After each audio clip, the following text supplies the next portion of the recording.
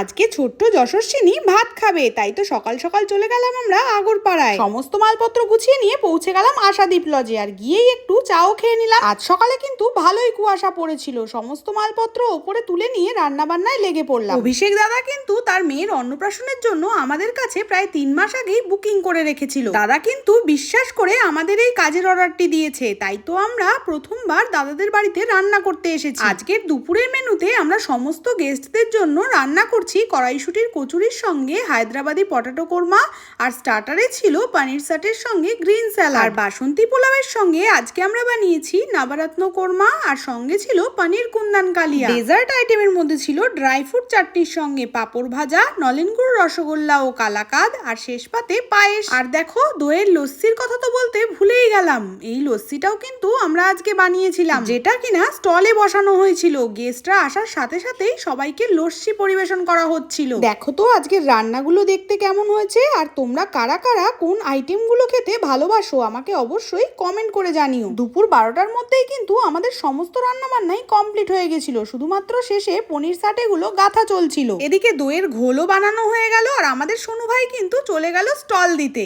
আমাদের দায়িত্ববান সার্ভিস ভাইরা এসে প্লেট খাম রেডিও করে ফেললো। এবার শুধু গেস্টদের আসার অপেক্ষা। চলো দেখি তো যশস্বিনী কি করছে। ছোট্ট পরি কিন্তু মা বাবার সঙ্গে হেসে খেলে ফটো তুলছে, আর রান্নাঘরে পনির সাটেগুলো কিন্তু সিঙ্গেল কোটিং করে আমাদের ভেজে রাখা চলছে।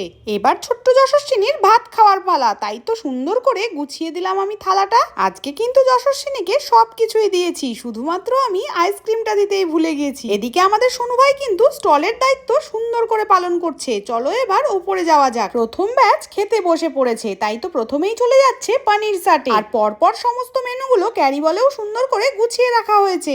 এইভাবে একের পর এক ব্যাচ বসতে থাকলো, আর আমরাও কিন্তু গরম গরম পনির সাটে আর কড়াইশুটির কচুরি ভেজে সবাইকে পরিবেশন করছিলাম। এই প্রথমবার আমাদের এই 150 জনের কাজে কেউ কিন্তু অনুপস্থিত হয়নি, সবাইকেই আমরা পরিবেশন করে খাইয়েছি। কাজ শেষ হতে হতে সন্ধে হয়ে গেল, আমরাও আবার সমস্ত মালপত্র গুছিয়ে নিয়ে বাড়ি চলে আসলাম।